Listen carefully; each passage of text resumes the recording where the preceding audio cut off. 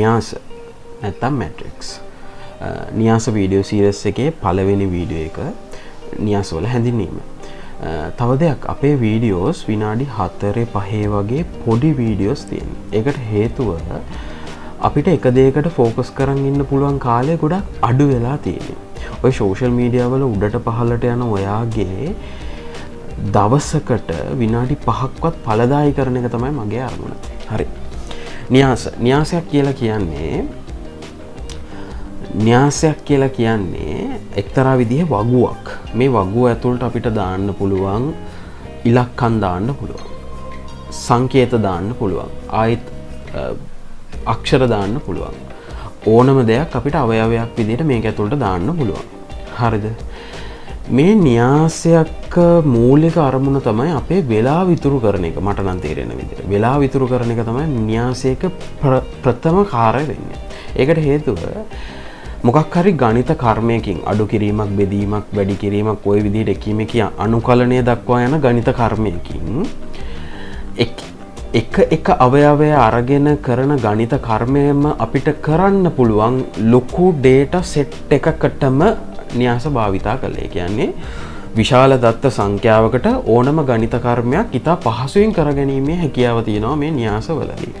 අපිට ගොඩක් වෙලාවට නොදන්න සමීකරණ කිහිපයක විසඳුම් එකවර ලබා ගන්න මේ න්‍යාස භාවිතා කරන්න පුළුවන්. අපි මුලින්ම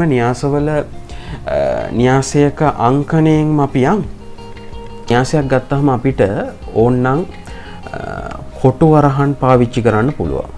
ඕනනම් මේ වරහනත් පාවිච්චි කරන්න පුළුවන්.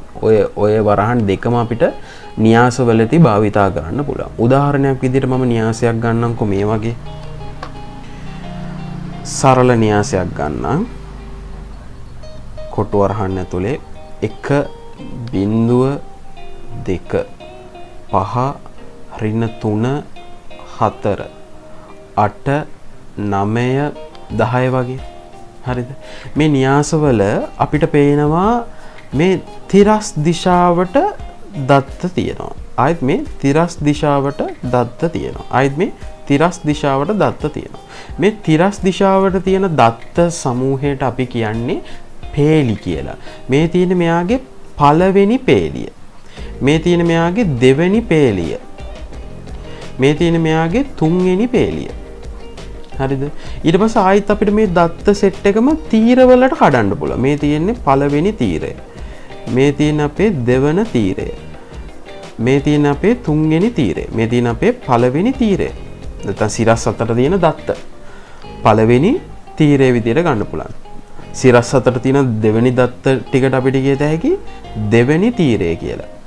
සිරස් අතර තියෙන තුන්වෙනි දත්ත වලට අපිට කියත හැකි තුන්වෙනි තීරය කියලා. මොකද්ද? මේ තිබ්බේ පේලි, මේ තියෙන්නේ තීර. පේලි සහ තීර. ඔය ඉස්සෙල්ලාම පේලි සහ තීර කියන එක වෙන් කරගන්න. පේලි වලට අපි රෝ කියනවා, තීර වලට අපි කොලම් කියනවා. හරිද? ඊට පස්සේ මේ න්‍යාසයක තියෙනවා ගණය කියලා එකක්. මේක උදාහරණයක් විදිහට ගන්නකො.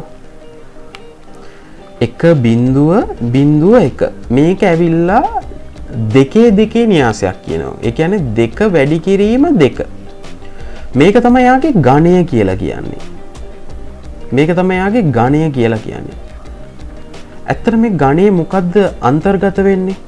ගණයේ තියෙනවා ඉලක්කමක්, ආයෙත් වැඩි කිරීම තව ඉලක්කමක්. මේක මේ පළවෙනි ඉලක්කමෙන් කියන්නේ ඒ න්‍යාසයේ තියෙන පේලි ගාන. මෙයාගේ තියෙනවා 1 පේලියයි, මෙයාගේ තියෙනවා දෙවෙනි පේලිය. එයාගේ තියෙනවා පේලි 2ක්. මේ තියෙන්නේ පේලි.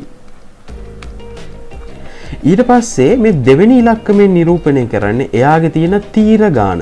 මෙන්න තියෙනවා පළවෙනි තීරය. මම ගත්ත උදාහරණේ මෙන්න පළවෙනි තීරය, මෙන්න තියෙනවා දෙවෙනි තීරය. ඒක දෙවෙනි ඉලක්කම මේ ගණය දෙවෙනි ඉලක්කමෙන් නිරූපණය කරන්නේ එයාගේ තියෙන තීර ගාන. හරි සරලයි. අපි උදාහරණ තව එකක් ගත්තොත්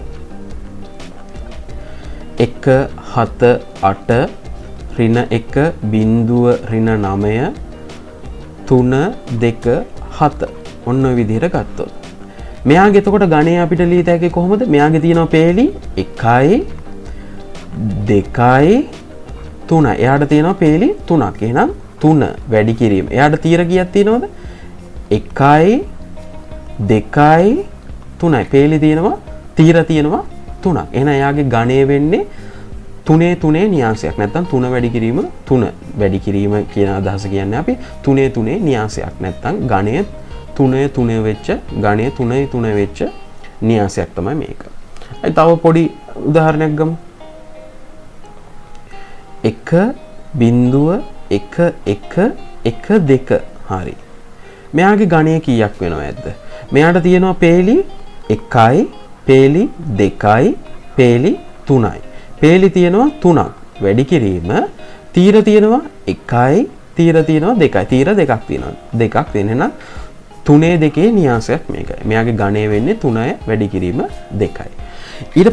ඊට පස්සේ මේ න්‍යාසයක අපි කතා කරානේ මේ න්‍යාසයක අපි මේ ලියන ඉලක්කම් තියෙනවනේ. හරි මොකක් හරි ඉලක්කම් හරි සංකේත හරි මොන හරි. මම මේක ගන්නම්කෝ මේ විදිහට උදාහරණයක්. 1 simple A 2 B simple B 3 ඍණ 2 1 alpha beta. මේ තියෙන තවත් එක්තරා විදිහේ න්‍යාසයක්. මේ න්‍යාසයේ ගණය කීයද? පේලි 3යි, තීර 3යි. එහෙනම් 3 න්‍යාසයක්. මෙයාගේ ගණය 3. හරිද? මෙන්න මේ තියෙන මේ 1 කියන්නේ මෙයාගේ අවයවයක්. A කියලා කියන්නේ මෙයාගේ අවයවයක්. ඇල්ෆා කියලා කියන්නේ මේ න්‍යාසයේ අවයවයක්. මේ අවයව අංකණය කරන සම්මත විදිහක් තියෙනවා. මේ අවයව අංකණය කරන සම්මත විදිහක් තියෙනවා. උදාහරණයක් විදිහට මම මේකේ පේලි ලියාගත්තොත් මේ පළවෙනි පේලිය, මේ දෙවෙනි පේලිය, මේ තුන්වෙනි පේලිය. මේ තියෙන පළවෙනි තීරය, මේ තියෙන දෙවෙනි තීරය, මේ තියෙන තුන්වෙනි තීරය. අපි ගණය අංකණය කරද්දිත් ඉස්සෙල්ලාම ලිව්වේ කවුද? පේලිය. ඊට පස්සේ ලිව්වේ කවුද? තීරය. ඔන්න ඔය ඕඩර් එකම තමයි මෙයාගේ අවයවයක් සම්මතාකාරයට අංකණය කරද්දිත් පාවිච්චි කරන්නේ. මම මෙයාගේ මෙන්න මේ 1 කියන අවයවය අපිට අංකණය කරන්න පුළුවන් සම්මතාකාරයකට A1 කියලා. මොකද්ද මේ කියන්නේ? මෙන්න මෙයාගේ න්‍යාසයේ මෙන්න මේ 1 කියන අවයවය නිරූපණය කරන්න පුළුවන් සම්මත ආකාරය තමයි A11. මම මේ ඇල්ෆා කියන අවයවය අංකණය කරන්න පුළුවන් සම්මත විදිය. මෙයා ඉන්නේ මොන පේලියද? 3 වෙනි පේලිය. A 3 වෙනි පේලිය. මොන තීරයේද ඉන්නේ? දෙවෙනි තීරයේ. අන්න මෙහෙම කිව්වහම මෙයා මේ නිරූපණය කරන්නේ මේ ඇල්ෆාව. මේ බීටව නිරූපණය කරන්න පුළුවන් අපිට සම්මත ආකාරයට කොහොමද? A B C ඕනම අංකයක් අපිට භාවිතා කරතයි. මෙන්න මේ පල්ලෙහෙන් දාන ඉලක්කම් දෙක තමයි අපිට වැදගත්. මොකද්ද? එයා ඉන්නේ මොන පේලියද? ඉස්සලාම පේලිය. 3 වෙනි පේලියේ. මොන තීරයේද ඉන්නේ? 3 වෙනි තීරයේ. A 3 කියලා කියන්නේ අපේ බීටට. අපේ බීටට. ඔන්න ඕක තමයි න්‍යාසයක අවයව අංකණය කරන සම්මත ආකාරය වෙන්නේ. අපි උදාහරණයක් කරමුකෝ. මොකද්ද? AIJ සමානයි I ධන 2j නම් 2 න්‍යාසය ලියන්න කියනවා. මොකද්ද? එතකොට මෙයාට තියෙන ඔක්කොම අවයව 4ක් තියෙනවා. මොකද්ද අවයව ටික? A1 අවයවය තියෙනවා. A12 අවයවය තියෙනවා. දෙවෙනි පේලියේ පළවෙනි තීරයේ අවයවය තියෙනවා.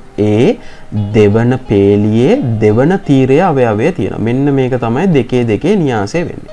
මේක එතකොට අපි මේ A11 අවයවය හොයන්න ඕනේ. මෙයාව අපි දන්නේ නැහැ. මෙයාව අපි දන්නේත් නැහැ. මෙයාව අපි දන්නේත් නැහැ. මෙයාව අපි දන්නේත් නැහැ.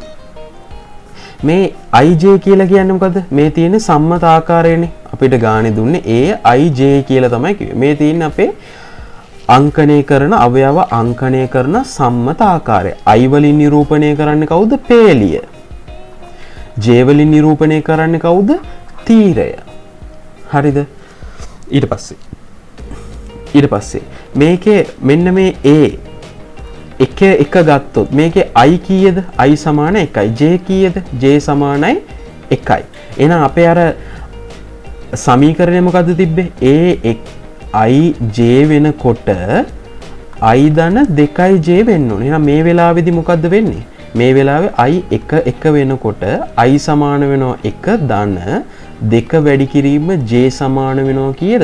එකට. එහෙනම් මෙතනින් එනවා 3යි කියලා. ওই විදිහට A 1 2 දත්තේ. එයාගේ එන I සමාන වෙනවා 1ට ධන දෙවාරයක් J සමාන වෙනවා 2ට. ඔතනින් එනවා 5ක්.